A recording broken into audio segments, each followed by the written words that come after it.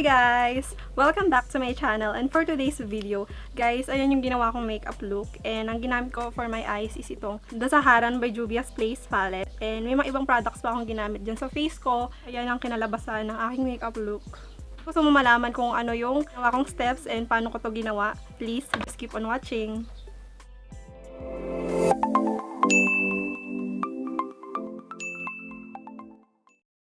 Magpa-foundation na tayo, and ang gagamitin kong foundation for today is itong Maybelline Matte Plus Poreless in the shade 118 Light Beige. Shake ko muna yung product. Mag-dispense muna ako ng pump. Ilagay ko pala itong headband para walang sagabal habang tayo ay nagme-makeup. Pangalawang pump. Yung ko rin pati yung leg ko para pantay.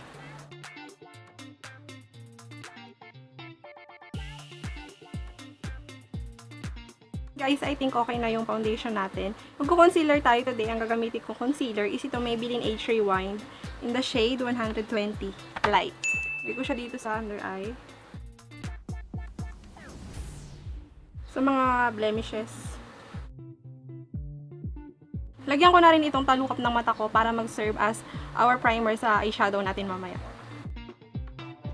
And then, i-blend ko rin siya gamit itong buffer brush. Ginagawa ko guys is dinadab-dab ko lang yung brush para hindi niya ma-disturb yung nilagay nating concealer, para hindi siya matanggal or sumama lang sa brush. Ganyan.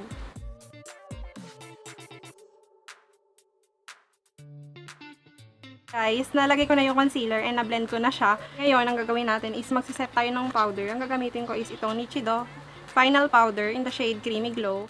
And ibibake ko rin yung under eye ko saka ibang parts ng face ko para if ever na habang nag-eyeshadow tayo mamaya may mga fallouts, hindi papakat sa mismo foundation natin yung nilagay nating mga eyeshadow colors. Ang apply ko is itong beauty blender.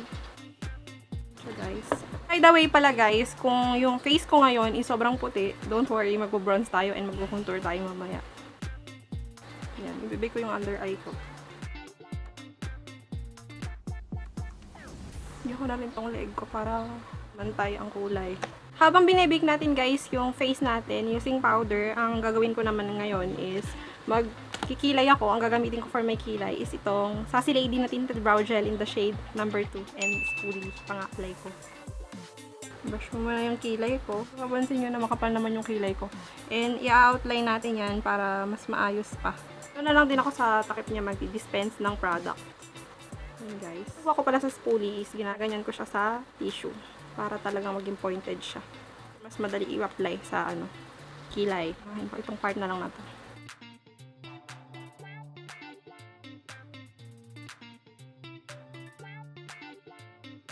Kung anong natira sa brush, yun yung nilalagay ko dito sa dulong-dulong part. Ayan guys, nagawa ko na yung kilay ko and gawin ko naman ngayon yung kabila. Sana magpantay sila kasi kadalasan yung kilay ko is hindi pantay. At magpantay na kilay. Kasi magkaiba sila ng tsura ng pagkaka-shape ng mga buhok sa kilay.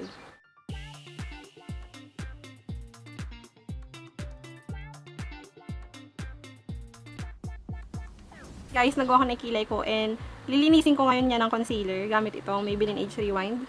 Nandito yung product.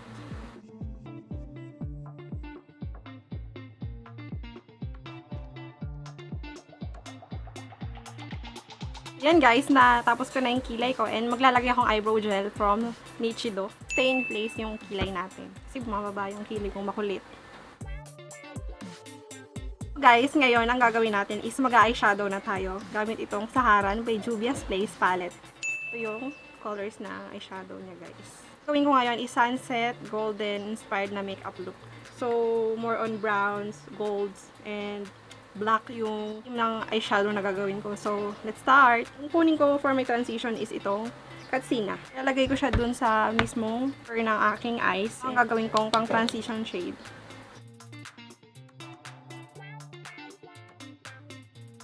Ayan guys, nalagay ko na yung transition shade natin. Anong sunod na shade na kukunin ko is itong Jamila. And ilalagay ko siya dun sa baba ng ginawa nating transition shade. Shade na to guys is reddish brown. Ano siya guys? Again, kuhanin ko yung pinang-transition shade ko. And ngayon guys, ang gagawin ko is kukuha ko ng ganitong klase ng brush. And ang shade na ilalagay ko dito sa dulong part ng aking eyes is itong shad. Concentrate lang natin yung color dito. So guys, and lagyan ko rin yung kabila. Ngayon, kuhanin ko yung kanina yung shade ng Jamila. I-blend ko yan. Yung mga harsh edges.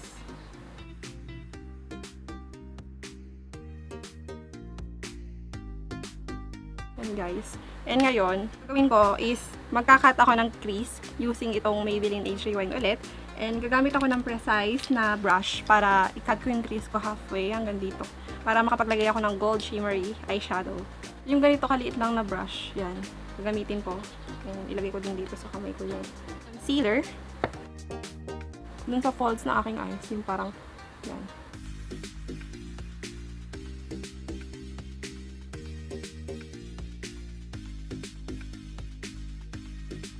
Yan guys, nalagay ko na yung ating concealer sa ating crease. And ngayon, ang gagawin ko is kukunin ko itong dabe na shade. And ilalagay ko siya dun sa may ginawa nating cut crease. Bakit hindi kita sa camera?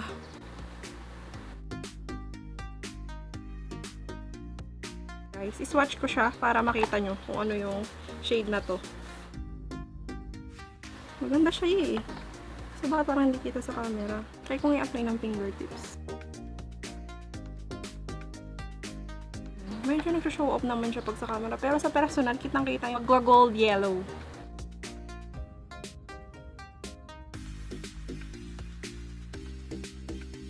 Yan guys, nalagay ko na yung yellow gold na eyeshadow. And unti-unti nang nabubuo ang ating mga pangarap dyan.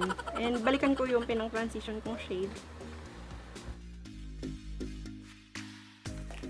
Nalagay ko naman itong shade na to, yung gold na gold talaga na shade. Ito. Try ko siya ng brush. Kung hindi gagana sa brush, try kong sa fingertips.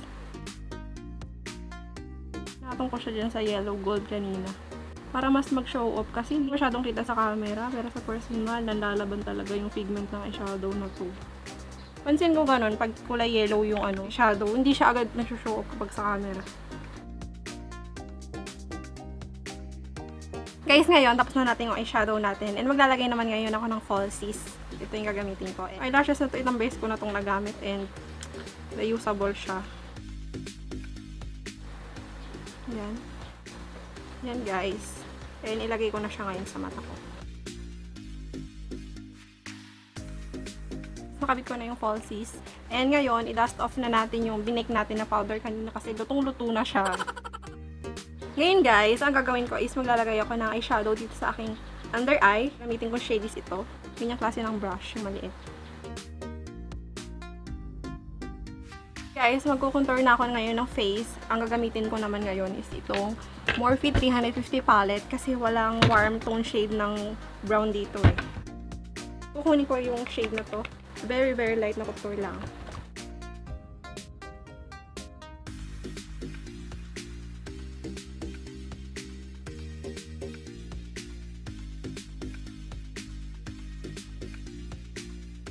Ngayon naman is mag-highlighter tayo. Ang gagamitin ko is itong EV Advanced na Glow Out Highlighter.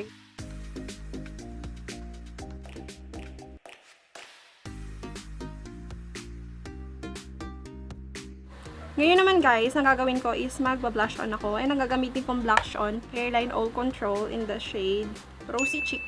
Light lang na blush on kasi powerful na ang ating eye makeup. Yan guys, almost done na ang ating makeup. And ngayon, magli-lipstick na tayo. Ang gagamitin kong lipstick is itong EV Matte Nudes in the shade Fia. Ito yung shade niya guys. Yan. Guys, tapos ko nang gawin yung makeup ko and ayusin ko lang yung hair ko and I will be back.